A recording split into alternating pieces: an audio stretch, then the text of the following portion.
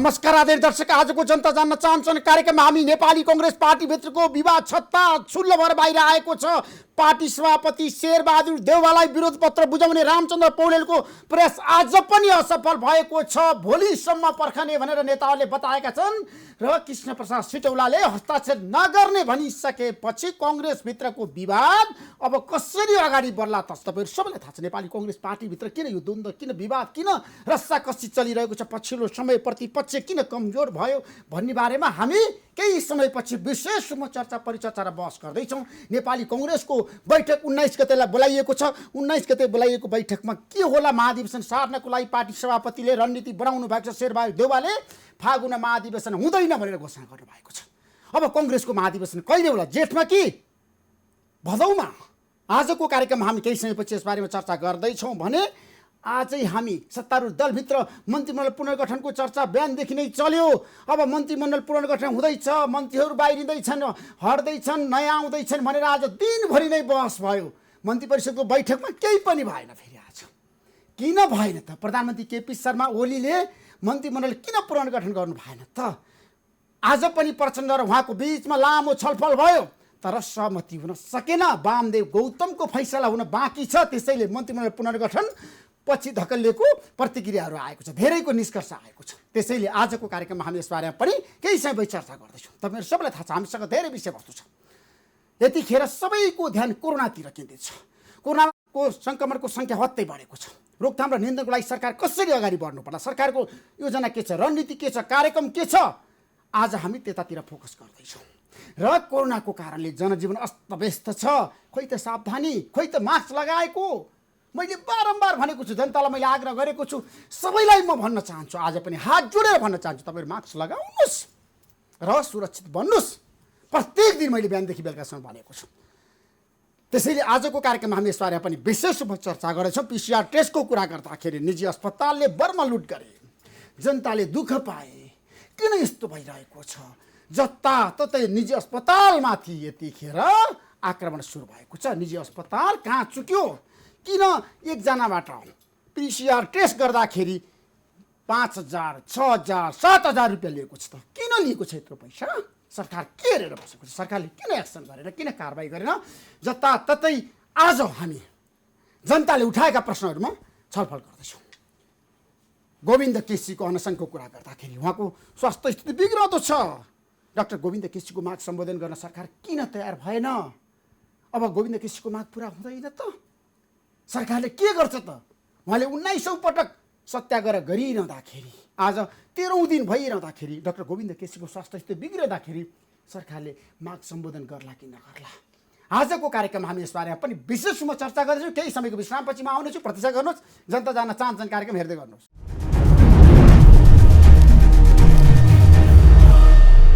हाम्रो बिचमा जनता जान्न चाहन्छन् कार्यक्रममा दुईजना व्यक्तित्व हुनुहुन्छ। डाक्टर खेम कार्की, स्वास्थ्य मन्त्रालयका सल्लाहकार, र ज्योतिन्द्र शर्माजी, तपाईँ ह्यान्स अस्पतालको कार्यकारी निर्देशक हुनुहुन्छ। अब यहाँ दुवैलाई मैले कार्यक्रममा स्वागत गरिसकेपछि मलाई बताउनुहोस्, अहिलेको अवस्थामा स्वास्थ्य मन्त्रालय बेखबर छ? निजी अस्पतालले बम लुट गर्दाखेरि पिसिआर टेस्टमा तपाईँहरू बोल्नुहुन्न? यो के छ भने जब पैसाको कुरा आउँछ नि, स्वास्थ्य मन्त्रालयले एउटा चाहिँ रेफरेन्स प्राइस दिने हो होइन। हामीले पछिल्लो दिनमा चाहिँ 2000 चाहिँ हामीले रेफरेन्स प्राइस दिइसकेपछि अब यो 2000 भन्दा माथि लिनेलाई के गर्ने, कसो गर्ने भन्ने कुरा चाहिँ त्यो वाणिज्य विभागको काम हो। त्यो छुट्टै विभाग हो होइन। वाणिज्य विभागको काम हो, तपाईँले केही नगर्ने? स्वास्थ्य मन्त्रालयले कारबाही गर्न सक्दैन निजी अस्पताललाई? हामी त्यो कारबाही गर्न सक्दैनौँ। हामीले के भने एउटा रेफरेन्स प्राइस दिन सक्छौँ। यतिसम्ममा चाहिँ तपाईँले अनुगमन गर्नु पर्दैन, हेर्नु पर्दैन? त्यसको चाहिँ होइन, अनुगमन गर्ने चाहिँ छुट्टै विभाग छ। त्यसो भए तपाईँहरूले चाहिँ एउटा निर्णय गर्नुहुन्छ अनि त्यो कार्यान्वयन गर्नु पर्दैन? होइन, निजी अस्पतालले त्यो निजी अस्पतालले कार्यान्वयन गर्नुपर्छ। तर कार्यान्वयन गरे कि गरेन, कार्यान्वयन नगरिसकेपछि गुनासो आइसके पछाडि चाहिँ उहाँहरूलाई हेर्नु। आज निजी अस्पतालले काहीँ पनि कार्यान्वयन गरेका छैन। मसँग लिस्ट छ, कति पैसा लिएका छन्, त्यस्तो हो, कसरी बम लुट गरेका छन्, कसरी ठगेका छन् जनतालाई। निकायले त्यसलाई तपाईँ के हेरेर बस्नु भएको छ खेम कार्की? होइन, स्वास्थ्य मन्त्रालयको सल्लाहकार तपाईँ होइन। हामीले हेर्ने भनेको के हो, जे पनि गर्दा हुन्छ हाम्रो देशमा। हामीले हेर्ने भनेको के हो भने जनतालाई चाहिँ मार्का नपर्ने गरी एउटा प्राइस हामीले चाहिँ सेट गरिदिने हो। त्यो सेट गरिदिइसकेका छौँ। त्यस पछाडि त्यसको प्रचार प्रसार गरिदिएका छौँ। अब जनताले त्यतिमा चाहिँ सेवा प्राप्त गर्न सकेनन् भने किन प्राप्त गर्न सकेनन्, किन यस्तो भयो, भन्ने चाहिँ छुट्टै इकाइ छ, नियमनकारी इकाइले त्यो गर्नुपर्छ। र त्यसपछि हामीले वाणिज्य विभागलाई यो हामीले यति रेफरेन्स प्राइस तोकेका छौँ, अब तपाईँहरूको जिम्मा हो भनेर हामीले भनिदिएका छौँ। त्यसो भएपछि वाणिज्य विभागले यसलाई चाहिँ अगाडि बढाउनुपर्छ। डाक्टर शर्मा हजुर बताउनु, जनता जान्न चाहन्छन्, तपाईँले कति लिनुहुन्छ एकजना PCR टेस्ट गर्दा? हामीले अहिले हामीले ठ्याक्कै अस्पतालले लिएको पैसाको कुरा होइन, ठ्याक्कै म पुरा भन्छु, ठ्याक्कै हामीले 3899 3879 रुपियाँ लिन्छौँ। यत्रो पैसा लिन पाउनुहुन्छ तपाईँले? हामीले पाउँछौँ। किन लिनु हो? हामी पहिलो कुरा 2000 लिने स्वास्थ्य मन्त्रालय होइन, म पनि बोलौँ न। पहिलो कुरा त के हो भने हामी प्राइभेट संस्था यो कोभिडको त्रासदीमा सरकारलाई सहयोग गरिरहेछौँ। हामीले ब्रह्मलुट गरेको छैन। सरकारले गरेको त धेरै उदाहरण छ। होइन, कसरी ब्रह्मलुट हुन्छ अहिले डाक्टर कार्कीले भनिसक्नुभयो, त्यो रेफरेन्स कस्ट हो। एउटा सरकारी अस्पताल जो चाहिँ सरकारले खडा गरे हुन्छ, सरकारले सबै सुविधा दिएको हुन्छ, ह्युमन रिसोर्सको पैसा तिरेको हुन्छ, रिएजेन्ट्स दिएको हुन्छ, सबै चिज सरकारले खडा गरेको। मैले यहाँ सुन्नुहोस् न,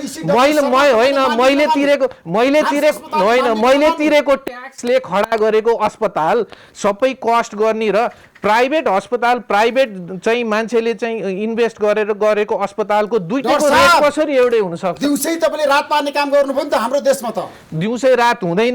हामीले लिएको कस्ट एकदम वैज्ञानिक छ। सरकारको निर्णयलाई नमान्ने तपाईको अस्पताल, सरकारको निर्णयलाई हामीले बरोबर मानेका छौँ। हामी कहिले पनि सरकारको अगेन्स्टमा गएको छैन। हामी सरकार सँगसँगै सहकार्य गरेका छौँ। प्राइभेटले होइन, 3800 लिनको लागि कहाँ लेखेको छ? 3800 लिनलाई चाहिँ लेखेको छैन। तर होइन, यहाँ बुझ्नुपर्ने होइन, डाक्टर खेमकारकी हामीले 2000 अनि 3800 किन लिनुभयो त उहाँले? बुझ्नुपर्ने कुरा के छ भने नि, यहाँ बुझ्नुपर्ने कुरा के छ भने नि, त्यो रेफरेन्स कस्ट आज हाम्रो देशमा हेर्नु त होइन, हामी जनता कस्तो किसिमले ठगेका रहेछन्। हामी बेखबर छैनौँ। हामीले प्राइसको मूल्यको कुरा आउने बित्तिकै हामी आफैले अनुगमन गर्न मिल्दैन। कानुनत वाणिज्य विभागले त्यसलाई होइन, अनुगमन गर्न तपाईँले मिल्दैन भने भन्न मिल्दैन है डाक्टर खेमकारकी। तपाईँ स्वास्थ्य मन्त्रालय सल्लाहकार हो। स्वास्थ्य मन्त्रालयले निजी अस्पताललाई अङ्कुश लगाउनुपर्छ, लगाम लगाउनुपर्छ, छाडा छोड्न मिल्दैन। होइन, हामीले के गर्छौँ भन्दाखेरि चाहिँ स्वास्थ्य मन्त्रालय मार्फत हामीले यो रेफरेन्स भ्यालु छ, यो प्राइसमा निजीले गरेका छन् कि छैनन् भन्ने कुराहरूलाई हेर्नको लागि हामीले भोलि जनताले तपाईँलाई के भन्ला भन्नुहोस् त? यो जनताले सबभन्दा बढी हेर्ने कार्यक्रममा तपाईँ हुनुहुन्छ, जनता जान्न चाहन्छन् कार्यक्रम। होइन, त्यसमा क्लियर छौँ। हामीले सरकारको तर्फबाट चाहिँ 5500बाट हामीले 4000मा लिएर आयौँ। त्यसपछि जसको चाहिँ नमुना सङ्कलन गरेर आफैले गर्नुपर्ने छ उसले 10% थप्ने भनेपछि 4400 भयो। र अहिले पछिल्लो दिनमा चाहिँ हामीले प्राइसिङको एउटा चाहिँ त्यो एउटा वैज्ञानिक सिद्धान्त अनुसार हामीले प्राइसिङ गरेका छौँ कि अहिले हामीले प्राप्त गरेको रिएजेन्टहरू चाहिँ हामीलाई जुन टेस्टको लागि चाहिने प्राप्त गरेको रिएजेन्टहरूको दाम चाहिँ 570मा चाहिँ सरकारले लिएको छ भनेपछि अब त्यसको आधारमा हेर्दाखेरि हिजो चाहिँ 1800 देखि लिएर 1200 वास्तविकता जनतालाई बताउनुस्। हो, होइन, त्यसैले एउटा पोलिसी बनायो, मापदण्ड बनायो, हामीले मापदण्ड मान्नु भयो, धोती लगाइदिनु। त्यो मापदण्ड चाहिँ होइन, त्यसको बारेमा छ। हामी स्टेक होल्डर्स हौँ। मन्त्रालयले हामीसँग चाहिँ सहकार्य गर्ने हो भने हामीलाई पनि बोलाएर सल्लाह गरेर रेट चाहिँ निर्धारण गर्नुपर्छ। हामीसँग सल्लाह नगरिकन रेट निर्धारण गरेछ। हामीले यो जुन 3879 रुपियाँ हामीले भनेका छौँ त्यो चाहिँ WHO को सेट गाइडलाइन्स, ल्याबको गाइडलाइन्स कसरी कस्टिङ होइन,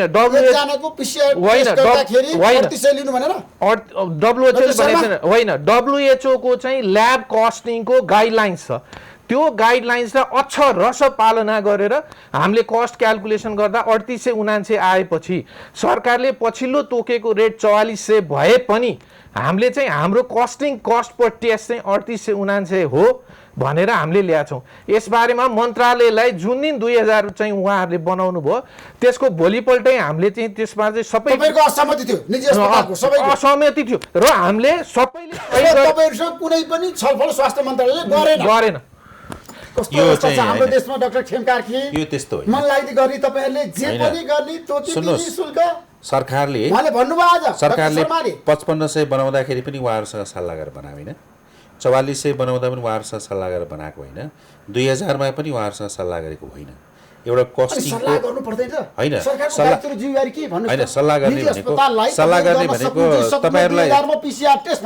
तपाईँहरूलाई कति नाफा राखेर हामीले चाहिँ कस्टिङ गरौँ भनेर गर्ने हो र? हामीले त राज्यको कस्टिङको एउटा चाहिँ वैज्ञानिक आधार मानेर त्यसलाई चाहिँ कति चाहिँ गर्दाखेरि यो त जनतालाई दिनुपर्ने सेवाहरूमा चाहिँ जनताहरू नठगिउन् भन्ने हिसाबले राज्यको तर्फबाट हामीले हरेक क्षेत्रमा जनता सरकारबाट ठगिरहेछ। आज के भएर सरकारले हरेक ठाउँ भ्रष्टाचार गरेको छ। म तपाईँलाई तथ्याङ्क दिन्छु, स्वास्थ्य मन्त्रालयले कहाँ भ्रष्टाचार गरेको छ डाक्टर खेमका। त्यो भ्रष्टाचार गरेको छ भने भ्रष्टाचार चाहिँ प्रमाणित गर्नुपर्छ, कारबाही गर्नुपर्छ, छानबिन गर्ला नि त।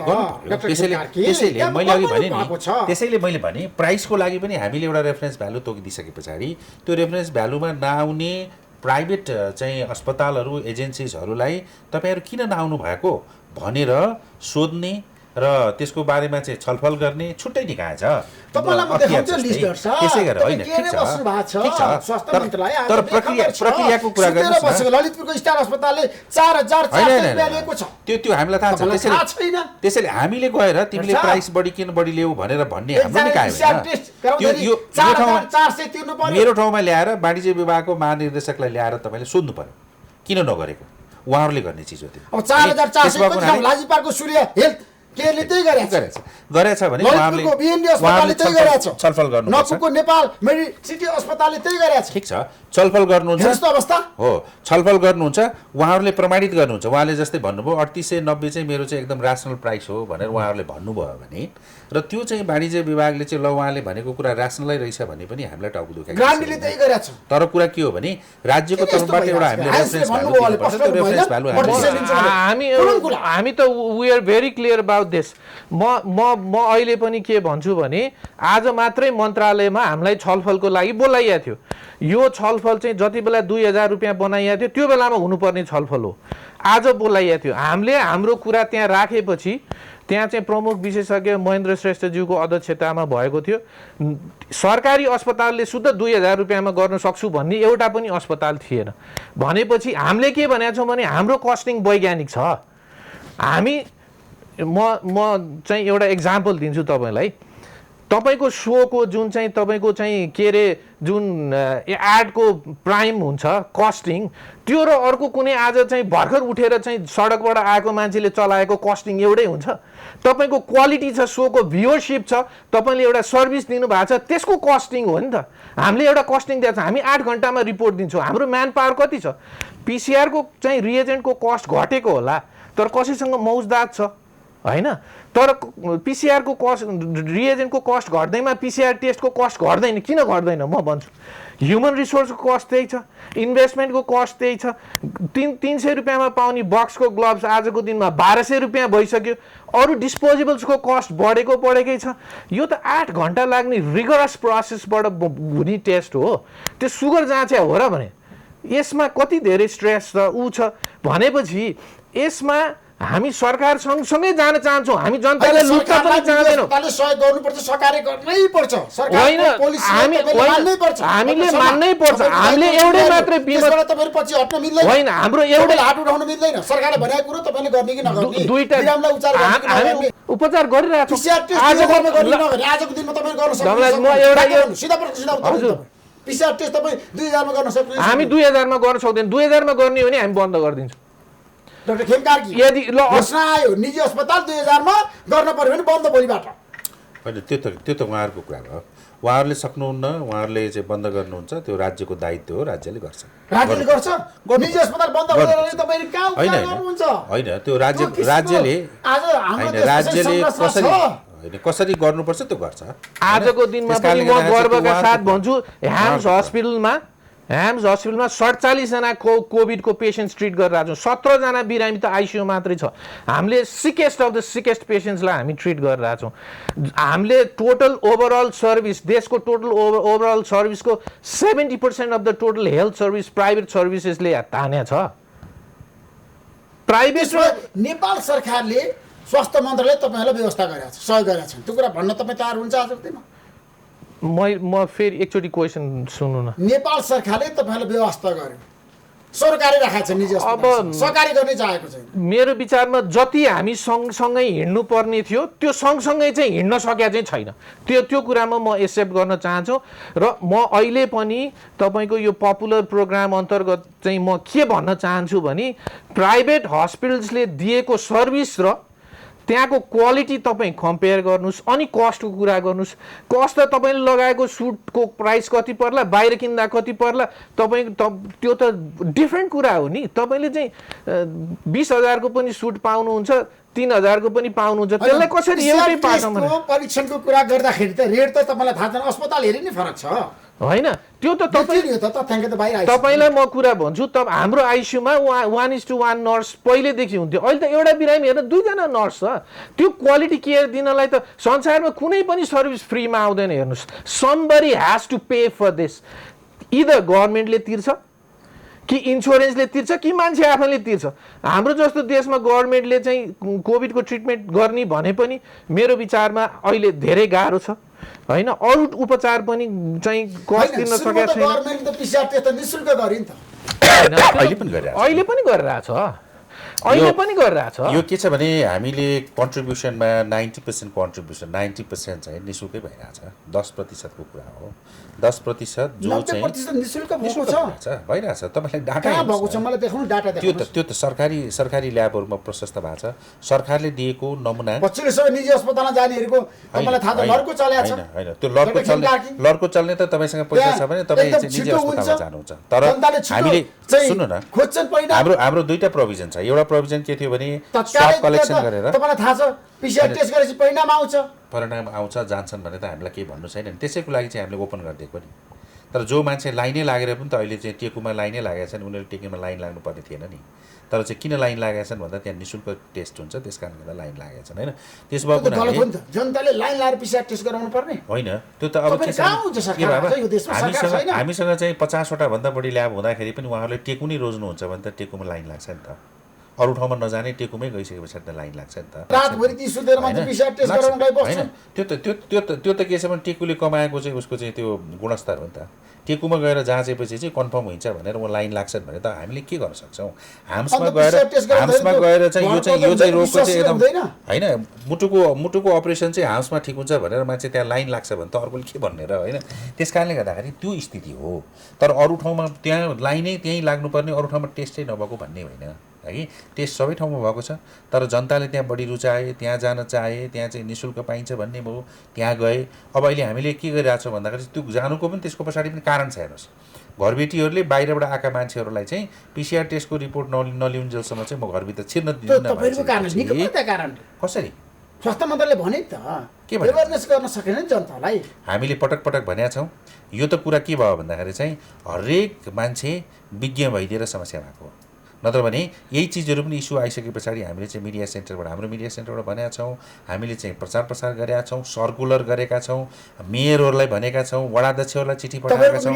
यस्तो गर्न पाइँदैन प्रत्येक दिन। के गलत सूचना दिन्छ? जस्तो तपाईँले लकडाउन हुने भने भन्नुभयो, लकडाउन जनतालाई तपाईँले सन्तरासमा पार्नु। हामीले निषेधाज्ञाबाट जनता भर्खरै तपाईँको एकदम जनजीवन छ नि हो सरलीकरणमा आइरहेको थियो। यो चिन्ता छ भने जनतालाई लकडाउन हुनु हुँदैन, निषेधाज्ञा जारी गर्नु हुँदैन भन्ने चिन्ता छ भने जनताले मास्क लाउनु पर्यो, जनताले हात धुनु पर्यो, जनताले सोसियल डिस्टेन्सिङ मेन्टेन गर्नु पर्यो। तपाईँलाई म यसको डाटा भनौँ, तपाईँलाई मैले डाटा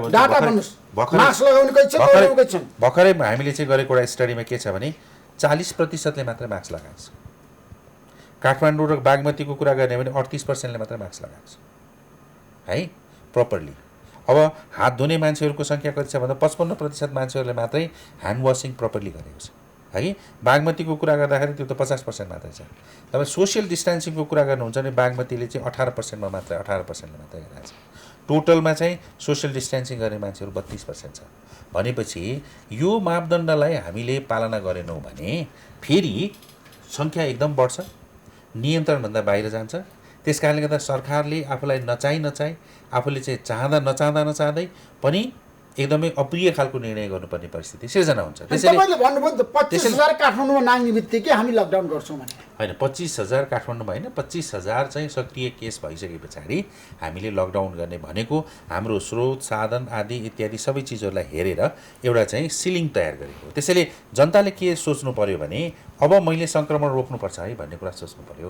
यदि त्यो रोकिएन भने हाम्रो सीमित साधन स्रोतभन्दा माथि गइसके पछाडि स्वाभाविक रूपमा तपाईँले युरोपमा पनि अहिले धेरै कन्ट्रीहरूमा लकडाउन सुरु भयो, किनभने त्यो एउटा निश्चित एउटा परिधि। भारतमा लकडाउन भएको छैन होला, अमेरिकामा लकडाउन भएको छैन होला, आफ्नो आफ्नो स्ट्राटेजी छ नि त्यसमा। तर हामीले चाहिँ लिएको स्ट्राटेजीमा के हो भन्दाखेरि हामी नियन्त्रित हिसाबले कोरोना नियन्त्रित हिसाबले यसको चाहिँ हामीले चाहिँ अवतरण गर्नुपर्छ, महामारीको नियन्त्रणमा हामीले अवतरण गर्नुपर्छ भन्ने स्ट्राटेजीमा हामी गइरहेछौँ। त्यसो भएको हुनाले त्यो चाहिँ जनताले अब मैले आफू सङ्क्रमित हुनुहुँदैन भन्ने कुराहरूमा चाहिँ सचेत भइयो भने हामीले अब लकडाउन होइन कोरोनासँग नेपाली जनता भिजिसके डाक्टर शर्मा, अब त बुझिसके उनीहरूले। अनि तपाईँहरूले जसरी आज PCR टेस्ट गर्नुपर्छ भन्ने जुन किसिमको हौवा छ नि त्यसलाई हामीले कसरी बन्द गर्ने, कसरी हामीले चाहिँ जनतालाई छ नि PCR टेस्ट गर्दाखेरि मात्रै सबै कुराको समस्या समाधान हुन्छ भन्ने त छैन नि त, छ र होइन। PCR टेस्ट समस्याको समाधान हुँदै होइन, जसको गर्नुपर्छ उसको गर्नुपर्छ होइन। PCR टेस्ट कहिले पनि समाधान होइन। मुख्य कुरा चाहिँ अघि डाक्टर कार्कीले भन्नुभएको जस्तो हो, यो जबसम्म आफू चाहिँ रेस्पोन्सिबल होइँदैन नि, यो रोग कस्तो हो भने मलाई मात्रै लाग्ने होइन कि मलाई लागेर अरूलाई सार्ने चिज हो भनेपछि चाहिँ मलाई लाग्नु भनेको मतलब अरू 10जना मान्छेलाई मैले सारौँला भनेपछि मान्छे आफू सचेत हुनु पर्यो। अहिले डेटा जुन चाहिँ डाक्टर कार्कीले डेटा दिनुभयो त्यो डेटा त पथेटिक छ नि। 38%ले मात्रै चाहिँ मास्क लगाउने काठमाडौँ जस्तो ठाउँमा भने बाहिर तपाईँ के एक्सपेक्ट गर्नुहुन्छ होइन भनेपछि सबैको दायित्व होइन, साझा दायित्व होइन, हामी सबैको साझा दायित्व होइन। हामी त चिच्चाइरहेछौँ, हामी चिच्चाइरहेछौँ, हेर्नु होइन हामी चिच्चाइरहेछौँ। यहाँ समस्या कहाँनिर छ भने नि 2-4 जना महाविज्ञहरूले चाहिँ यो कोरोना केही होइन भनेर भ्रम फैलाएको हो। त्यस्तालाई चाहिँ तपाईँहरू जस्तो चाहिँ यस्तो पपुलर टिभी सो चलाउनेहरूले त्यसलाई चिर्न पर्यो। त्यो जुन मान्छेको घरमा 3-4 जना एउटै घरमा मान्छे मरेका छन्, कसरी केही पनि होइन। कोरोना यत्रो विश्वभरि यत्रो सन्तास फैलाछ, यसमा केयरफुल भयो भने बच्न सकिन्छ। बट द्याट डजन्ट मिन यो केही होइन भन्ने त होइन नि त। यो त सबभन्दा इम्पोर्टेन्ट कुरा त अघि डाक्टर कार्कीले भन्नुभएको जस्तो हामी सबै सजग हुनु पर्यो नि त। यो मास्क एउटा जुन मैले लगाइरहेको छु, यो मास्कले मात्रै पनि चाहिँ 80% भन्दा बढी इन्फेक्सन रोक्न सकिन्छ। जनताले लगाएनन्, अनि सरकारले हामी कारबाही गर्छौँ दण्डित गर्छौँ भन्यो, कहाँ गर्यो त कारबाही? होइन, यो कारबाही गरेर सकिँदैन। हैन, यो कारबाही गरेर तपाईले कारबाही गर्न सक्नुभयो? एउटा 500 जरिवाना तिर्छौँ हैन, तिरामी पनि हामीले पहिला 4 लाख 5 लाख मान्छेहरूलाई चाहिँ मतलब चाहिँ मास्क नलगाउने मान्छेहरूलाई चाहिँ जरिमाना गर्ने कामहरू गऱ्यौँ, सचेतनाको कुराहरू गऱ्यौँ, ट्राफिक प्रहरीले गर्यो, स्काउटले गर्यो। हिजो अस्ति भर्खरै पनि हामीले एउटा 15 दिने अभियान सञ्चालन गरेर हिसानको स्कुलको गाडीहरू लिएर गएर माइकिङ गरेर मास्क नहुनेहरूलाई मास्क दिएर मास्क लगाउन नजान्नेहरूलाई मास्क लगाउन सिकाएर हामीले त अभियानहरू त सञ्चालन गरिरहेछौँ। यो त सहर सहरमा त्यस्तो अभियानहरू सञ्चालन छ। तर समस्या के भइदियो भने तपाईँको मास्क लगाउँछ त्यसले चिउडमा लगाउँछ है, नाकै छोप्दैन मुखै छोप्दैन। अनि त्यस पछाडि चाहिँ मास्क चाहिँ अरू कसैको लागि कोही मान्छे गयो भने चाहिँ हतार हतार मास्क लगाउने, त्यस पछाडि चाहिँ खोलिहाल्ने, यो जुन एउटा टेन्डेन्सी विकास भयो यसले गर्दाखेरि हाम्रो कोरोनाको सङ्क्रमण चाहिँ हामीलाई नियन्त्रण गर्न एकदमै गाह्रो भयो। त्यसैले मान्छेहरूले हरेकले हामी न्यू नर्मल लाइफको कुरा गर्छौँ, नयाँ जीवन पद्धतिमा हामी जानु पर्यो। नयाँ जीवन पद्धतिमा हामी नगइकन हाम्रो चाहिँ विकल्पै छैन। कोरोनाले अब हामीलाई छोड्दैन। त्यसो भएको हुनाले कोरोनासँग बाँच्नको लागि हामीले सिक्ने कुराहरूमा नागरिकहरूले चाहिँ जे ढङ्गले चाहिँ यसलाई चाहिँ सिरियसली पचाउनु पर्यो भन्नेहरू पनि छ नि। अब यस्तो छ, तपाईँलाई पचाउनु त पर्यो, तर के भने त्यसबाट हुने जुन जोखिम छ त्यो जोखिमबाट कसरी बच्ने भन्ने कुराहरू त हामीले सिक्नु पर्यो नि। अघि डाक्टर ज्योतिनले भनिराख्नु भएको थियो, अब कोरोना केही होइन भन्ने मान्छेले हामीलाई के प्रमाणित गरिदिनु पर्यो भने 10 लाख मान्छे त्यसो भए के भएर मरे, संसारमा 10 लाख मान्छेहरू के भएर मरे होइन। उहाँले भने जस्तो परिवार मरे मान्छेहरू। इटलीको कुरा गर्नुहुन्छ भने तपाईँ हामीले सबैले दृश्य देखेकै हो, लास लगेर चाहिँ फाल्न लास लिएर जाँदाखेरि चाहिँ बाटोमा ट्रक पल्टेर बाटोभरि लास भएर कत्रो बिजोग भएको थियो। भनेपछि यो के कारणले मर्यो त त्यो मान्छे? होइन नेपालमा पनि समस्या छ डाक्टर खेमकार के मैले देखेको छु। सबै ठाउँमा समस्या छ, यो कोरोनाबाट नेपालमा मात्र जसरी हामी होइन, आज संसारभरि समस्या छ। सन्तरासमा छौँ, समस्यामा छौँ नि, त्यसलाई तर- समस्याको समाधान गर्नको लागि सरकारले गम्भीर र तर यस्तो संवेदनशील कुरा भएर कदम चालेन भन्ने तर छ यस्तो नि। कुरा हो, जस्तो तपाईँको चाहिँ जापानमा पनि त समस्या छ नि। जापानमा केही कुरा चाहिँ के अरे बन्द गरेका छैन, मान्छेहरू सबै हिँडिरहेछन्। अनि 4 दिनसम्म ज्वरो आयो भने मात्रै अस्पताल आइसके पछाडि टेस्ट गरेका छन्, त्यहाँ पनि त भइरहेछ नि। तर मान्छेमा अनुशासन चाहियो। अनुशासन भएको देशमा चाहिँ कोरोना सजिलै नियन्त्रण भएको छ। तर जुन देशमा अनुशासन छैन, मैले चाहिँ म आफू प्रोटेक्ट हुनुपर्छ भन्ने खालको त्यसो नेपालमा अनुशासन छैन, नेपाली जनतामा अनुशासन छैन, अनुशासनहीनता छ। अनुशासन छैन डाक्टर भनेर शर्मा, भन्दैन, त्यो सही हो भन्नुहोस्। तर के छ भने अब जनता सच्चै छैनन्। 35 अहिलेको डेटा हेर्ने हो भने 35%ले मास्क लगाएको छन् भने त अनुशासन छैन भन्ने त त्यसैले देखाइरहेछ। यो त हामीले यो मैले किन बोल्नु पर्यो र? डाटाले देखाइरहेछ। यो त डेटाले देखाइरहेछ कि 35%ले मास्क लाउनु, जबकि मास्क त सबैले लाउनु पर्यो नि। मास्क लाउँदा के चाहिँ बिग्रिरहेछ त? अनि मास्क लगायो भने पनि इम्प्रोपरली लगाएको छ, त्यसको के मिनिङ? होइन, त्यो त लगाएको मान्न मिलेन मान्नै सरकार मिलेन। कि। त्यसलाई यहाँ यहाँ झुन्डाएर चुडामा लाउने हो र निधारमा मास्क लाउने हो भने त त्यसले लगाएको होइन नि त। चस्मा त आँखामा लाउनु पर्यो नि त। त्यसै गरी मास्क पनि नाक र मुख छोप्नु पर्यो। यहाँ टाउकामा लगाएको चस्मा त चस्मा होइन नि त। त्यस कारणले यो समस्या हो। त्यसैले हामी के छ भने सबै मान्छेहरू सचेत नभइकन सबै मान्छेहरूले सबै मान्छे सचेत हुनु पर्यो, गम्भीर हुनु पर्यो, गम्भीर हुनु संवेदनशील हुनु पर्यो, अनुशासित हुनु पर्यो। आफ्नो दायित्व र जिम्मेवारी के भनेको दायित्व सबैले बुझ्नु पर्यो। यो हामी सबैको लडाइँ हो। यो हामी सबैको लडाइँ हो, साझा लडाइँ हो। सरकार एक्लैले केही पनि गर्न सक्दैन। संसारमा कुनै पनि सरकारले गर्न सकेका छैन। न्युयोर्क जस्तो चाहिँ ठाउँ भत्ताभुङ्गो भयो, इटली जस्तो बेस्ट चाहिँ के अरे मेडिकल फेसिलिटी भएको ठाउँ भत्ताभुङ्गो भयो। इन्डियामा अहिले त्यो बिजोग छ भनेपछि यो लडाइँ सरकारले मात्रै लड्न सक्ने भए त तिनका सरकार त हाम्रोभन्दा बलियो छ नि। डाक्टर शर्मा, मैले पाएको रिपोर्ट आज दिनभरि नै म व्यस्त थिएँ। हजुर, मैले धेरै छलफल गरेँ डक्टरहरूसँग, विज्ञहरूसँग बसेर किन पिसिआर टेस्टमा बढी पैसा लिएको छ भनेर, होइन? हजुर। तपाईँले भन्नु अहिलेको वास्तविकता यस्तो छ भनेर हजुर। पिक्चर तपाईँले स्पष्ट रूपमा जनतालाई देखाइदिनु भयो, होइन? भनिदिनु भयो। हामी चाहिँ अहिले पनि मन्त्रालयसँग छलफलमा छौँ। छलफल हुनुहुन्छ हो, र उहाँ मन्त्रालयले आज के भन्यो तपाईँहरूलाई? यो मन्त्रालयले भनेको छ तपाईँहरूले भनेको कुरा जायज छ र चाहिँ यसमा चाहिँ पोजिटिभ देखिया छ। यसलाई फेरि चाहिँ उहाँहरूले सल्लाह गरेर हामी तपाईँहरूसँग फेरि चाहिँ बस्छौँ भनेर भन्नुभएको छ। यो जुन विषय छ यो विषय चाहिँ पोजिटिभ ढङ्गले अगाडि बढेको छ र हामी चाहिँ मन्त्रालयप्रति आभार पनि व्यक्त गर्न चाहन्छौँ। हाम्रो समस्या भनेको प्राइभेट हस्पिटल्सको मात्रै समस्या होइन, यो हामी कहाँ आउने सेवाग्राहीहरूको पनि समस्या हो। यसलाई चाहिँ यो चाहिँ मिलेर अगाडि बढाएर यसलाई चाहिँ समस्या हल हुनपर्छ भन्ने छ। यो अनावश्यक जुन चाहिँ कन्ट्रोभर्सी वाद विवादले निजी अस्पताल पर्यो हाम्रो देशमा, हेर्नुहोस् जहिले पनि पर्छ। एउटा कुरा अस्पताल बन्द गर्नुपर्छ भन्ने आवाज पनि जनताले उठाउँछन्। फेरि 70% जसले भन्छ नि त्यही मान्छे चाहिँ सबभन्दा पहिला निजी अस्पताल जान्छ उपचार गर्नलाई। जो ठुलो कुरा गर्छ नि, जसले बन्द गर्नुपर्छ जिन्दाबाद होइन जिन्दाबाद मुर्दाबाद भन्छ नि, त्यही मान्छे चाहिँ के अरे चाहिँ गएर चाहिँ सबभन्दा पहिला चाहिँ गर्छ, उपचार गराउन आउँछ। अनि उपचार गराइसकेपछि चाहिँ उपचार महँगो भयो भनेर त्यही बाहिर हल्ला गर्छ। जबकि उसलाई चाहिँ सेवा सुविधा चाहिँ के को चाहिएको छ? बिजनेस क्लासको चाहिएको छ। उसलाई चाहिँ चिटिक्क पर्या ठाउँ चाहिएको छ।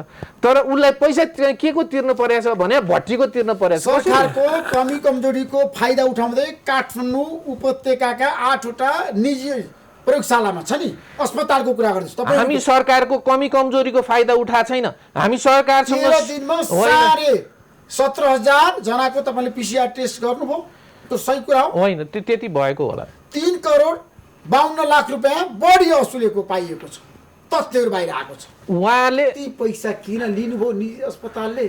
3 करोड हामी भनिरहेछौँ त। त्यो जुन अघि डा कार्कीले पनि भन्नुभयो, मन्त्रालयको प्रवक्ताले पनि भन्नुभएको छ, होइन? यो रेफरेन्स भ्यालु हो। हाम्रो सर्भिससँग हामीले सर्भिस एड गरेर त्योभन्दा बढी पैसा लिन सक्छ, हामीले त्यसलाई जस्टिफाई गर्छौँ। हामीले WHO को टेस्टिङ टुल्स गाइडलाइन्स युज गरेर हामीले हाम्रो कस्ट क्यालकुलेसन गरेका छौँ, मन्त्रालयलाई दिएको छ। हामी छलफलमा छौँ भनेपछि त यसको एउटा चाहिँ 2-4 दिन सरकारभन्दा माथि हो त निजी अस्पताल। सरकारभन्दा माथि कोही पनि छैन। संविधानभन्दा संविधानभन्दा माथि तपाईँ पनि हुनुहुन्न, म पनि छैन, यो देशको कोही पनि छैन। संविधान भन्दा माथि तर सरकारले एउटा कुरा तोकेको छ, मापदण्ड बनाएको छ, 2000 त्यो रेफरेन्स होइन, रेफरेन्स भ्यालु भनेको छ। अब यसमा अलिकति म थप्छु। यो हामीले जब चाहिँ लिबरल इकोनोमीमा गइसकेपछि राज्यको तर्फबाट हामीले गर्ने भनेको रेफरेन्स भ्यालु तोक्ने हो। रेफरेन्स भ्यालु तोकिसके पछाडि अब कुनै प्राइभेट अर्गनाइजेसन्सहरूले चाहिँ त्यो रेफरेन्स भ्यालुमा यदि उसले चाहिँ एड गर्छ भने जस्टिफाई गर्नु पर्यो। त्यसको लागि नियमनकारी निकायले चाहिँ जान्छ, हेर्छ, कुराकानीहरू गर्छ। यदि त्यो प्राइस चाहिँ उहाँहरूले लिएको प्राइस चाहिँ जस्टिफाइड छ, रेफरेन्स भ्यालुभन्दा अबोभ लिनुभएको छ र जस्टिफाइड छ भने, त्यो नियमनकारी निकायलाई जस्टिफाइड छ भने त्यो हामी जस्टिफाई गर्न सक्छौँ। त्यो जस्टिफाई गर्नु होइन, पर्यो। तपाईँले बनाएको मापदण्डलाई निजी अस्पतालले मानेनन् क्या, धोती लगाइदिए। होइन, त्यस्तो होइन, मान्ने र नमान्नेको कुरै भएन। त्यस्तो होइन, त्यो नमानेको भन्ने स्थिति नै होइन। त्यसको बुझाइ गलत भएको हो, बुझाइ गलत भएको हो। 2000 लिने भने स्वास्थ्य मन्त्रालयले भनेको सार्वजनिक रूपमा जागेश्वर गौतमले भन्नुभएको। तर जागेश्वर गौतमले नै पनि के भन्नुभएको छ भने सरकारी अस्पताल र निजी अस्पतालको चाहिँ इन्भेस्टमेन्ट कस्ट एउटै हुन सक्दैन। होइन, इन्भेस्टमेन्ट कस्ट एउटै हुन सक्दैन भनेपछि सरकारले अनुदान दिएर गरेको अस्पतालमा 2000 मा हुन्छ भने प्राइभेट हस्पिटलमा त्यो हुन सक्दैन भनेर उहाँले भन्नु पनि भएको छ। र त्यही हुनाले चाहिँ प्राइभेट हस्पिटलको कस्ट चाहिँ सरकारी अस्पतालको भन्दा हायर हुन्छ। तपाईँ जुनसुकै सर्भिस लिन जानुभयो भने त्यही हो। आज पिसिआरको मात्रै किन यो कुरा गर्नुहुन्छ?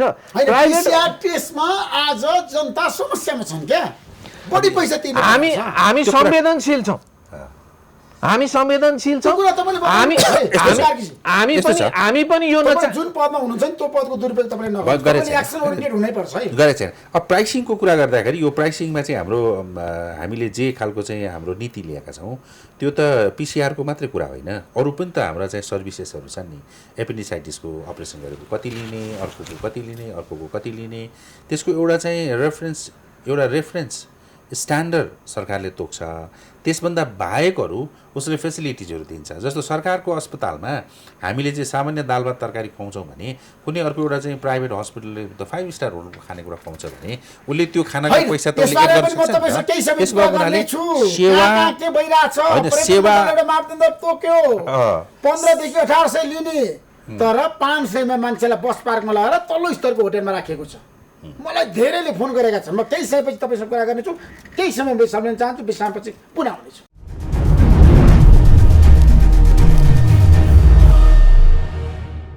विश्रामपछि यहाँहरू दुवैलाई म कार्यक्रममा पुनः स्वागत गर्न चाहन्छु।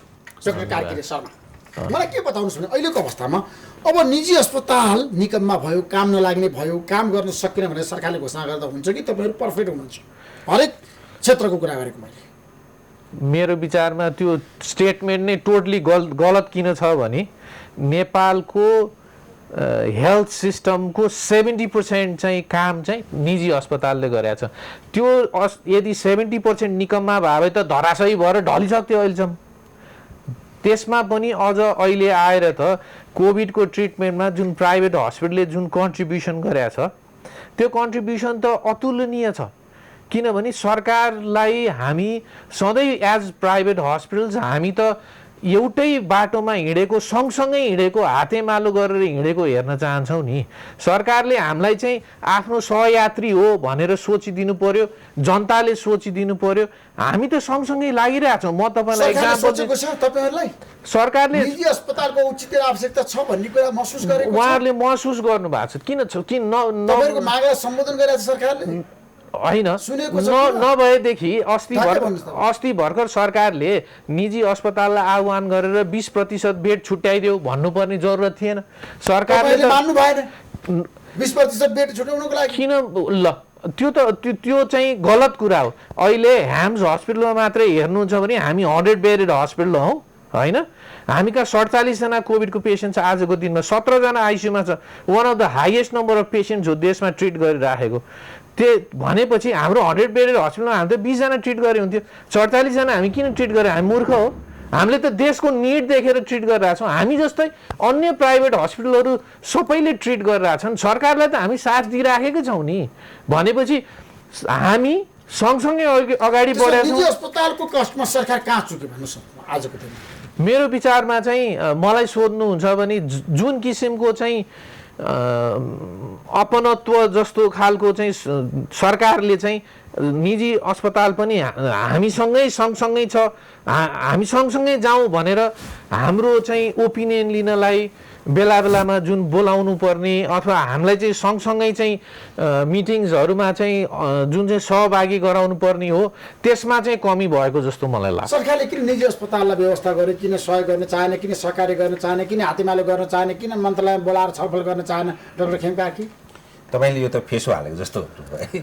यो कुनै पनि कुरा चाहिँ त्यस्तो होइन। हामीले निजी अस्पताल, निजी व्यक्तिहरू, विज्ञहरू, त्यहाँको स्टेक होल्डर्सहरूसँग हाम्रो चाहिँ इन्टरेक्सनहरू भइ नै रहेछ। तर निजी अस्पतालसँग तपाईँले रेगुलर इन्टरेक्सन गर्नुहुन्छ त? मलाई बताउनुहोस् तपाईँले। होइन, रेगुलर इन्टरेक्सन नै भइरहेछ, तर कन्टेन्ट बेसिस भन्नुहोस् तपाईँ रेगुलर पत्रकार हुनुहुन्छ तपाईँहरू? म आम सरी डक्टर कार्की, तर रेगुलर भएको जस्तो मलाई लाग्दैन। त्यस्तो त उहाँलाई नलागेको होला, तर हामीले कुनै पनि त्यस्तो खालको चाहिँ इस्युजहरूमा छलफल गर्नु पर्यो भने हामीले निजी र तपाईँको चाहिँ सरकारी भनेको छैन। हामीले अहिले जोखिम भत्ताको कुरा गर्दाखेरि पनि निजी र सरकारी भनेको छैन। हामीले सबैलाई बराबर एउटै बास्केटमा राखेर हामीले ट्रिटमेन्ट गरेका छौँ। र निजी र निजी अस्पताल होइन, सरकारी अस्पताल हो। होइन, त्यो कुरा बुझ्यो, तर कुरा के हो भने हाम्रो सिद्धान्त हाम्रो नीति के हो भने अहिले हामी चाहिँ निजी क्षेत्रलाई पनि स्वास्थ्यमा लगानी प्रवर्धन गर्ने खालको चाहिँ सरकारको नीति हो। त्यस भएको हुनाले हामी त सरकारको नीतिभन्दा बाहिर त जान सक्दैनौँ। त्यसैले हामीले चाहिँ निजीलाई उहाँले भने जस्तै निजी र के भन्छ यो सरकारी नभनिकन हामी अहिलेको यो महामारीको यो परिस्थितिमा हामी हातेमालो गरेर एकले अर्कालाई सहयोग गर्दै अगाडि बढ्ने हो। यो त के छ भने अदृश्य शत्रु हामी सबैको लागि तपाईहरु तयार हुनुहुन्छ। हामी तयार छौँ। निजी अस्पतालको मागलाई सम्बोधन गर्नुहुन्छ तपाईहरु? हैन, हामी तयार छौँ। समस्याहरू समाधान गर्न सक्नुहुन्छ? किन नगर्ने? कतिपय समस्याहरू भयो, उहाँहरूले समस्या भनेर आइसके पछाडि हामीले आजै पनि छलफल गर्यौँ मन्त्रालयमा बोलाएर। त्यसमा निजी अस्पतालको मागलाई सरकारले सम्बोधन गरेको छ। यो के छ भने सम्बोधन गर्नुपर्छ। उहाँहरूले पनि नेगोसिएसन गर्नुहुन्छ होला, हामीले पनि कतिपय कुराहरूमा नेगोसिएसन गर्छौँ, छलफलमा छौँ हामी। यो पीसीआरको कस्टमा चाहिँ र म चाहिँ ढुक्क छु कि हामी यसमा चाहिँ कुनै न कुनै चाहिँ रिजल्टमा चाँडै नै पुग्छौँ। सोल्युसन आउँछ, समाधान निस्कन्छ भन्नेमा म विश्वस्त छु। कतिपय कुराहरू यस्तो हुन्छ कि तपाईँको मलाई कतिपय कुराहरू चित्त नबुझेको हुनसक्छ, उहाँलाई कतिपय कुरा चित्त नबुझेको हुनसक्छ होला। हामीले छलफल गर्छौँ नि, त्यो छलफलको विषयलाई मिडियाले चाहिँ लु खतमै भयो भनेर भन्ने खालको ढङ्गले प्रस्तुत गरिदिँदाखेरि पनि हामी समस्यामा छौँ कतिपय बेलामा। होइन, अब स्वाभाविक रूपमा होइन, मिडियालाई गाली गरेको होइन। अब यो के छ भने स्वाभाविक रूपमा हुने चाहिँ क्रिया प्रतिक्रियाहरू हुन् नि। किनभने यो त स्टेक होल्डरहरू त डिफ्रेन्ट स्टेक होल्डरहरू हो। डिफ्रेन्ट स्टेक होल्डरहरूमा त क्रिया प्रतिक्रियाहरू त हुन्छन् नि। त्यो क्रिया प्रतिक्रिया हुने बित्तिकै चाहिँ सबै आकाशै खसिहाल्यो नभनौँ न। अहिले पनि उहाँहरूले के छ भने पिसिआर हामी 2000मा गर्न सक्दैनौँ भनेर भन्दाखेरि सरकारले गरेर ड्याङ उहाँहरूलाई तालचा लगाउने हो र होइन नि। सरकारले नेगोसिएसनमा बोलायो, छलफल गर्दैछौँ हामी। अब यो त के हो भने प्रक्रिया हो नि त। हामी सँगसँगै जान तयार छौँ र जानुपर्छ। त्यसमा कुनै विकल्प छ? यदि संक्रमणको बिरामी 25,000 काट्यो काठमाडौँ भने लकडाउन हुन्छ। त्यो हामीले एउटा चाहिँ मापदण्ड बनाउनु भएको छ तपाईहरु? हामीले एउटा चाहिँ मापदण्ड बनाएका हौँ, सिलिङ बनाएका हौँ। त्यो सिलिङमा हामी पुग्दैनौँ भन्ने छ। हामीले पुग्न पर्ने अवस्था स्थिति आयो, आइसियुमा राख्न पर्यो, भेन्टिलेटरमा राख्न पर्यो भने के गर्नुहुन्छ तपाईहरु? अब यस्तो त्यतिखेर त्यो त हामीले कल्पनै नगरौँ। त्यो स्थितिमा त्यसो भएर हामीले सिलिङ बनाएको। हामीलाई 25,000 केसेसहरू भयो भने त्यो 25,000को जति बिरामीहरू हुन्छन् ती बिरामीहरूलाई चाहिँ हामीले सहज ढङ्गले हाम्रा अस्पतालहरूमा राख्न सक्छौँ। निजी र सरकारी भन्ने छैन। अहिले हामीले चाहिँ कोभिड अस्पताल र नन कोभिड अस्पताल भनेका छौँ। सबैले हामीले सेवा दिएका छौँ। त्यसमा भन्दा बढी बिरामी गम्भीर देखियो भने लकडाउन हुन सक्छ। होइन, त्यो गम्भीर होइन, सक्रिय केसेसको कुराहरू गरेको। त्यसो भयो भने हामीले के छ भने लकडाउन किन गर्छौँ भनेर भन्दाखेरि लकडाउन भनेको रिचार्ज गर्ने होइन। लकडाउनले के गर्छ भने मोबिलिटी चाहिँ रेस्ट्रिक्सन गरिसके पछाडि स्वाभाविक रूपमा नयाँ सङ्क्रमणलाई रोक्न सक्छौँ हामीले। तर पुरानो भएको सङ्क्रमणहरूलाई चाहिँ भएका मान्छेहरूलाई हामीले उपचार गर्छौँ। त्यसो भए लकडाउनको तरिका भनेको के हो भने एकचोटि हामीले चेन ब्रेक गर्ने हो। त्यो चेन ब्रेक गरिसके पछाडि अब त्यो त सिचुएसनले निर्भर गर्छ। अहिले हामी भन्न सक्दैनौँ होइन। अब जस्तो चाहिँ न्युजिल्यान्डले चाहिँ एकैचोटि 3 महिना पनि लकडाउन गरेको थियो नेपालले हामीले लगातार लकडाउन हप्ता दिनमा गऱ्यौँ, 15 दिन गऱ्यौँ, 1 महिना गऱ्यौँ, तर हामीले कहिले पनि चाहिँ 3 महिना गरेको हो नि त विगतमा 3 महिना उहाँहरूले त ड्याङ्गै 3 महिनामा भएन गर्नु नि भएको छ। उपलब्धि एकदम उपलब्धि राम्रोसँग भएको छ है। यो कुरा चाहिँ के छ भने अस्तव्यस्त पार्यो समाजलाई, अर्थतन्त्रलाई तपाईँको यदि हामीले लकडाउन नगरेको भए भोकले मर्न थाले, लकडाउन नगरेको भए जसरी चाहिँ भारत र अरू देशहरूबाट मानिसहरू चाहिँ नेपाल छिरेका थिए, त्यो सबै देशको कुना कुनामा पुगेका थिए र त्यो कुना कुनामा पुगेका मान्छेहरूले चाहिँ हामीलाई रियल कम्युनिटी ट्रान्समिसनमा हामी जान्थ्यौँ, त्यो हामीले प्रोटेक्ट गऱ्यौँ। सारा देशभरि मतलब चाहिँ सङ्क्रमण हुन्थ्यो, त्यो कुराहरू प्रोटेक्ट भएको छ। अब सङ्क्रमण हुँदै नभएको होइन, तर सङ्क्रमण त घटाइयो नि त। यदि हामीले त्यति बेला लकडाउन नगरेको भए भयावह स्थिति त्यति बेलै सिर्जना हुन्थ्यो। त्यस कारणले गर्दाखेरि चाहिँ सङ्क्रमणको दरलाई घटाउनको लागि हामीले लकडाउन गरेका छौँ र त्यो लकडाउनको कारणले गर्दाखेरि चाहिँ हामीलाई चाहिँ सङ्क्रमणको सङ्ख्या त घटेको छैन, सङ्क्रमण धेरै घटेको छ। यदि हामीले लकडाउन नगरेको भए हामीसँग चाहिँ केसेसहरू अहिले हामी चाहिँ 2 लाख 3 लाखको केसेस पुग्थ्यौँ हामीले। त्यसैले लकडाउनले सङ्क्रमण नघटेको होइन, तर के छ भने लकडाउन गर्ने बित्तिकै जिरोमा त कहिले पनि आउँदैन नि है। त्यसो भएको हुनाले त्यो त तपाईँको के छ भने 100 वर्ष अगाडि चाहिँ तर यसले के छ भने नियन्त्रण गर्नलाई सहयोग गर्छ। अरू केही कुराले सहयोग लकडाउनको आवश्यकता छ। निजी अस्पताल कतातिर छ, पश्चिमै कि विपक्षमा? अब त्यो चाहिँ सरकारले लिने डिसिजन हो। अनेस्टली म भन्छु, म चाहिँ यसको विज्ञ होइन, म यसको चाहिँ इन्फेक्सन कन्ट्रोलको विज्ञ होइन, तर मैले जहाँसम्म बुझेको छु, पढेको छु, त्यो आधारमा चाहिँ म के भन्न सक्छु भने लकडाउन समाधान चाहिँ होइन। लकडाउन गर्ने भनेको बेसिकली 2-3टा कारणको लागि हो। एउटा चाहिँ लकडाउनको बेलामा पूर्वाधार चाहिँ बनाउनु पर्यो, त्यो भोलि चाहिँ त्यो सङ्क्रमण बढ्दै जाँदाखेरि कसरी कहाँ पेसेन्ट म्यानेजमेन्ट गर्ने भन्ने चाहिँ पूर्वाधार बनाउनु पर्यो, आधारहरू बनाउनु पर्यो, प्लानिङ गर्नु पर्यो। त्यसलाई चाहिँ टाइम बाई गर्ने टाइम हो एक्चुअली लकडाउनले, पहिलो कुरा। दोस्रो कुरा चाहिँ के हो भने लकडाउन गरिसकेपछि केही मात्रामा सङ्क्रमण घट्ला, तर खोलेपछि फेरि जस्ताको तस्तै हुन्छ भन्ने पनि त्यो विज्ञहरूको चाहिँ त्यसमा भनाइ छ। भनेपछि हामीले चाहिँ लकडाउनलाई चाहिँ पूर्व तयारी गर्ने जुन चाहिँ ऊ हो, त्यसको लागि चाहिँ मात्रै लकडाउन समस्याको समाधानको महाअस्त्र होइन, ब्रह्मास्त्र होइन, ब्रह्मास्त्र चाहिँ होइन। ठ्याक्कै अब हामी एउटा निष्कर्ष हौँ, त्यसमा तपाईँको विमति छैन? मेरो यस्तो छ, लकडाउन गरेर हामीले चाहिँ सङ्क्रमणलाई अहिलेको कोरोनाको इन्फेक्सनको क्यारेक्टरलाई हेर्दाखेरि हामीले 14 दिनसम्म मान्छेहरूको मोबिलिटी भएन भने त्यो अर्को व्यक्तिलाई सर्दैन। त्यस भएको हुनाले चाहिँ कम्तीमा पनि 2 विक्सको लकडाउनले चाहिँ केही हदसम्म हामीलाई सङ्क्रमण रोक्न होइन, त्यो हो। तर अब कुरा के हो भन्दाखेरि चाहिँ लकडाउन भनेको चाहिँ यो जनस्वास्थ्यको हिसाबले हेर्दाखेरि यसलाई पहिला हामीले चाहिँ कर्ड एन्ड सेनिटायर भनेर बुझिन्थ्यो है। यो त 13औं शताब्दीदेखि चाहिँ मान्छेहरूले चाहिँ प्र्याक्टिस गर्दै आएको कुराहरू हो। जनस्वास्थ्यको अरू कुनै विकल्पहरूले चाहिँ काम गरेन भने हामी यो अन्तिम विकल्पको रूपमा यो काम गर्छौँ, तर यो नै 100% सफल हो भन्ने होइन। यसले चाहिँ खालि के भन्दै उहाँले भने जस्तै तयारी गर्ने अनि रिचार्ज गर्ने भन्छौँ, हामीलाई सिस्टमलाई रिचार्ज गर्नको लागि चाहिँ यसले धेरै हदसम्म सहयोग गरेको छ र सहयोग गरिरहेको छ। त्यसैले तपाईँले भन्नुहोस् न, अहिले चाहिँ इजरायलमा फेरि लकडाउन गर्यो, इजरायलमा चाहिँ लकडाउन ओपन गरेको थियो, फेरि इजरायलमा लकडाउन गर्यो, बेलायतले लकडाउन होइन। त्यस पछाडि चाहिँ अरू कन्ट्रिजहरूले पनि जहाँनिर चाहिँ त्यो सङ्क्रमणको दर बढ्दै गयो उनीहरूले लकडाउन गरेको छ। किन लकडाउन गरेको छ भनेर भन्दाखेरि अब त्यहाँभन्दा फर्दर इन्फेक्सन भयो, न्यू इन्फेक्सन भयो भने चाहिँ हामीलाई हाम्रो सिस्टमले चाहिँ धान्न सक्दैन है भन्ने कुराहरू भइसके पछाडि लकडाउन गरेको हो। हामी नेपालको कन्टेक्स्टमा हामी लकडाउन गर्ने पक्षमा छैनौँ र त्यो स्थिति चाहिँ सिर्जना नहोस् भन्नका लागि हामीले जनतालाई पटक पटक सचेत गराएका छौँ। यो अब लकडाउन गर्ने कि नगर्ने भन्ने कुरा चाहिँ उनीहरू सचेत भएनन् भने लकडाउन हुन सक्छ। अब त्यस्तो भएर सङ्क्रमण एकदम वृद्धि भयो भने लकडाउनको विकल्प छैन, लकडाउनको विकल्प छैन। तर त्यो स्थिति सिर्जना सँगसँगै हामीले टेस्टिङको दायरा र नम्बर नबढाएसम्म एक्चुअल कम्युनिटीमा कति चाहिँ इन्फेक्सन छ अथवा ट्रान्समिसन छ भनेर थाहा चाहिँ पाउन सक्दैनौँ होइन।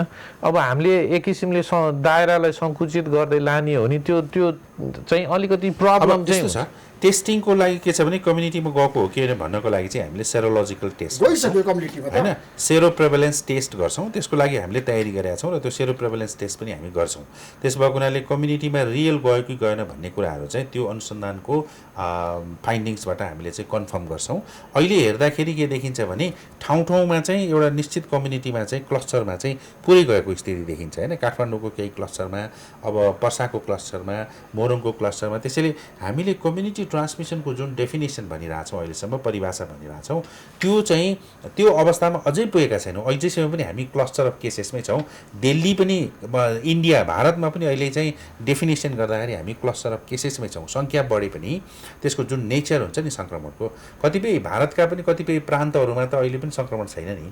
त्यसैले नेपालको पनि कतिपय जिल्लाहरूमा, कतिपय गाउँहरूमा त अहिले सङ्क्रमण छैन नि। त्यस कारणले गर्दाखेरि हामी निश्चित क्षेत्रमा चाहिँ कन्सन्ट्रेटिक खालको चाहिँ एपिडेमिक हाम्रो आउटब्रेक छ, तर सबै ठाउँमा छैन। त्यस भएको हुनाले हामी कम्युनिटी ट्रान्समिसनको डेफिनेसनभित्र यो छैनौँ, क्लस्टर अफ केसेसमा छौँ। अब हामी एउटा निष्कर्षमा पुग्यौँ। डाक्टर गोविन्द केसी अनुसारमा हुनुहुन्छ, सरकार किन बेखबर छ? मन्त्रालय किन वार्ता गरेन, छलफल गरेन? यो चाहिँ मेरो विचारमा के छ भने यो न ज्योतेन्द्र डाक्टर साहबलाई सोधेर यसको आन्सर आउँछ, न मलाई सोधेर आन्सर आउँछ। किनभने उहाँका जुन मागहरू राखेको मैले देखेको छु, त्यो मागहरू चाहिँ हामीसँग स्वास्थ्य मन्त्रालयसँग सम्बन्धित मागहरू छैन। एउटा माग छ उहाँहरूको बैलपाटाको माग, त्यो सङ्घीय सरकारको माग होइन, त्यो चाहिँ प्रदेश सरकार, स्थानीय सरकारसँगको माग हो। हामीसँग भएको माग हामीले उहाँको पुरा गरिदियौँ। जनस्वास्थ्यको मापदण्ड पुरा गरेर चाहिँ लकडाउन चाहिँ खोल्ने भन्ने थियो, त्यो उहाँले चाहिँ माग राख्नुभन्दा अघिल्लो दिनै हामीले खोलिदियौँ। त्यस कारणले गर्दाखेरि चाहिँ हामीसँग भएका मागहरू चाहिँ हामीले पुरा गरेका छौँ। अब शिक्षा मन्त्रालयसँग जोडिएका मागहरूको बारेमा चाहिँ शिक्षा मन्त्रालयले चासो राख्नुपर्छ। डाक्टर गोविन्द केसीको अनुसारलाई निजी अस्पतालको सहयोग छ तपाईँहरूको?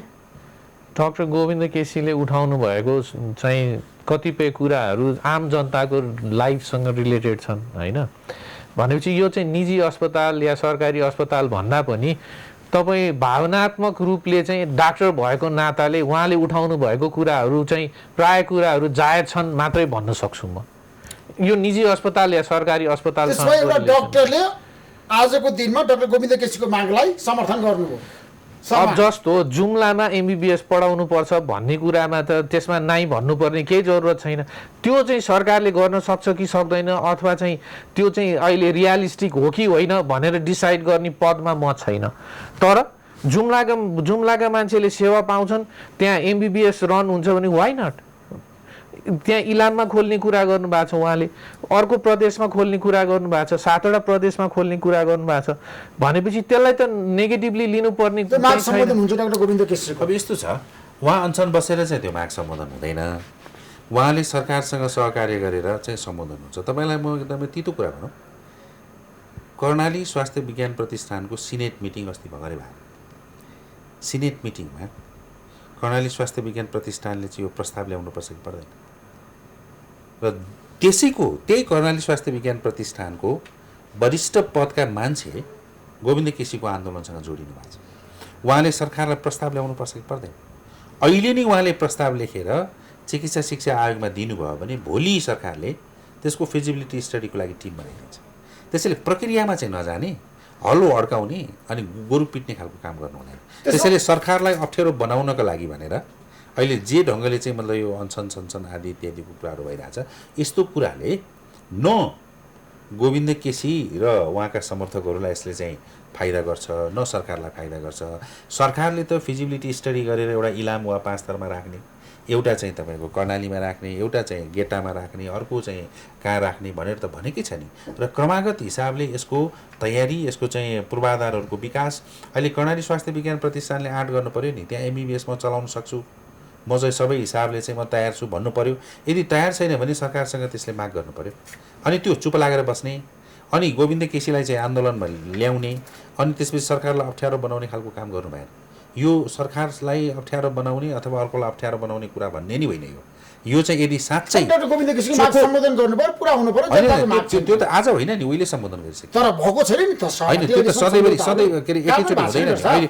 अहिले तपाईँलाई गोविन्द केसीकै मागलाई सम्बोधन गरेर हामीले चाहिँ अलमोस्ट अन्डर ग्रेजुएट फ्री गरेका छौँ, पोस्ट ग्रेजुएट फ्री छ होइन। त्यसको पैसा कसले कम्पन्सेट गर्ने हो? अघि डाक्टर ज्योतेन्द्रले भने जस्तै यो फ्री भन्ने त संसारमा छैन नि। काहीँ न काहीँबाट त त्यसको त तपाईँको त पैसा त तिर्नु पर्यो नि। त्यस कारणले गर्दाखेरि उहाँले उठाएका मागहरू जनताका चाहिँ मागसँग जोडिएका छन्, जनताका सरोकारसँग जोडिएका छन् भनेर सरकारले त्यत्रो ठुलो चाहिँ सेक्रिफाइस गरेको छ नि। अहिले पिजी जसलाई चाहिँ हामीले के अरे एमबिबिएस जो पढिरहेछ, एमबिबिएस पास गरेको मान्छेलाई सरकारले पुरा पढाइराखेको छ र अनि त्यस पछाडि उहाँहरू फर्केर हाम्रो चाहिँ सिस्टममा पनि आएर पनि काम गर्न चाहिँ मानिराख्नु भएको छैन भने यस्तो परिस्थितिमा पनि सरकार त पछाडि आएको छैन नि। त्यसैले उहाँले उठाएका मागहरूमा हामी कुनै पनि मागहरू जुन चाहिँ उहाँसँग चाहिँ सरकारले चाहिँ एग्रिमेन्ट गरेको छ, त्यो एग्रिमेन्ट गरेका मागहरूमा त सरकार पछाडि आएको त होइन नि। तर के छ भने गर्दै जाँदा शिक्षा आयोग पनि त उहाँको माग हो नि त, गरेको छ नि। त्यसैले यो त के हो भने